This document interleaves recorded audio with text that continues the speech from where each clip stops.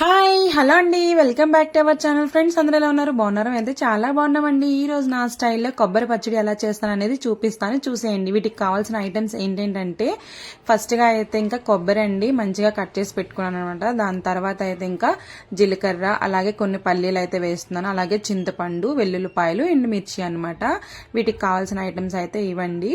ఇంకా నేను వీటిని ఎలా ప్రిపేర్ చేసుకుంటాను అనేది చూపిస్తాను, చూసేయండి. ఫస్ట్ అయితే ఒక ప్యాన్ పెట్టి దాంట్లో అయితే ఇంకా పెనం హీట్ ఎక్కాక దాంట్లో ఆయిల్ పోసుకున్నానండి. ఆయిల్ పోసుకున్నాక ఇంకా దాంట్లో ఇంకా అలాగే మనం కట్ చేసుకున్న ఫ్రెష్గా ఉన్న కొబ్బరి ముక్కలన్నీ కూడా వేసుకున్నాను అనమాట. ఇవి కొంచెం 2 మినిట్స్ ఇలా అలా ఫ్రై అయిన లోపే ఇంకా నేను వాటిలో వెల్లుల్లిపాయలు, అలాగే ఇంకా పచ్చిమిర్చి, ఇంకా అలాగే మన దగ్గర ఉన్న పల్లీలు కూడా వేసేసానండి. అన్నీ అనమాట 1 బై 1 వేసుకుంటున్నాను. అలాగే ఎండుమిర్చి, నెక్స్ట్ జీలకర్ర అనమాట, చింతపండు,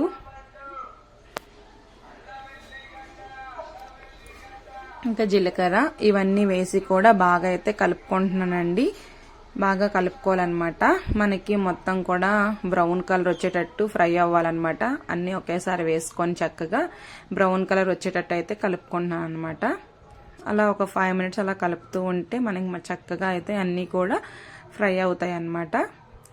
మీరు కొబ్బరి పచ్చడి ఎలా చేస్తారు అనేది, నేను చేసింది కరెక్టా రాంగా అనేది కామెంట్ సెక్షన్లో కామెంట్ చేయండి ఫ్రెండ్స్. ఈ రోజు అయితే కొబ్బరి చట్నీ అయితే సూపర్ వచ్చిందండి. ఇడ్లీది అయితే సూపర్గా అయితే ఉంది, తినేసాను అనమాట మొత్తానికి.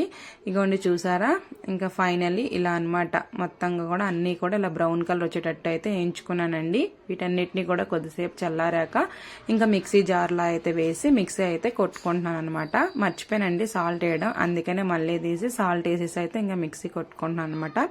ఇంకొంచెం ఇంకా మెత్తగా అవ్వాలని మళ్ళీ మూత తీసి వాటర్ వేసుకొని అయితే ఇంకా మెత్తగా అయితే మిక్సీ కొట్టేశానండి. ఫైనలీ కొబ్బరి చట్నీ అయితే రెడీ అయిపోయిందనమాట. వీటన్నిటిని కూడా ఒక గిన్నెలోకి అయితే తీసుకున్నానండి. మీరు తగ్గట్టు సాల్ట్ అయితే వేసుకోండి. దాని తర్వాత కొబ్బరి చట్నీకి మళ్ళీ పోపు అయితే పెట్టుకుంటున్నానండి. మళ్ళీ ఒక ప్యాన్ పెట్టి ఇంకా ప్యాన్ హీట్ ఎక్కాక ఆయిల్ వేసి దాంట్లో ఎండుమిర్చి, అలాగే జీలకర్ర, ఆవాలు, పచ్చెనపప్పు ఇవన్నీ కూడా పోపు దినుసులు ఉంటాయి కదండి, అన్నీ కూడా వేసుకున్నాను. దాని తర్వాత కరివేపాకు అయితే వేసుకున్నానండి. ఇంకా ఫైనల్లీ పోపు పెట్టేశాను కదా, ఇంకా కొబ్బరి పచ్చడిలోకి అయితే వేసేసాను అనమాట. సూపర్ ఉందండి కొబ్బరి పచ్చడి అయితే. మనం రైస్తో కానీ తినొచ్చు, ఇడ్లీతో కానీ, దోశతో కానీ, ఇంకా పెసరట్టుతో కానీ దేనితోనైనా సూపర్ కాంబినేషన్ అండి. సూపర్ ఉందన్నమాట టేస్ట్ అయితే. నేనైతే అసలు ఒత్తిదే తినేసానండి. ఇంకా చిన్న ప్లేట్లో వేసుకుని ఒత్తిదైతే తిన్నాను. చాలా బాగుందన్నమాట టేస్ట్. మీరు కూడా ఇలా కొబ్బరి పచ్చడి చేయాలనుకుంటే ఒకసారి ఇలా ట్రై చేయండి ఫ్రెండ్స్. చాలా బాగుంటుంది, చాలా ఈజీ అండి. ఎవరైనా సరే చాలా ఈజీగా చేసుకోవచ్చు. చాలా బాగుందన్నమాట.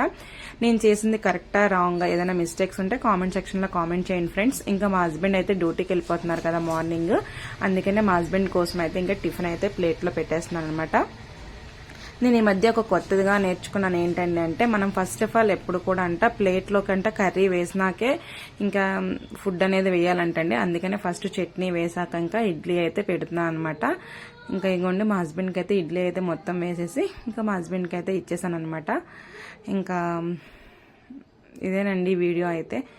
మీకు నచ్చిందా లేదా కామెంట్ సెక్షన్లో కామెంట్ చేయండి ఫ్రెండ్స్. ప్లీజ్ కామెంట్స్ మాత్రం పెట్టండి. Like, share, subscribe friends. ముందు ముందు మంచి మంచి వీడియోస్తో మేము ముందుకైతే వస్తాను.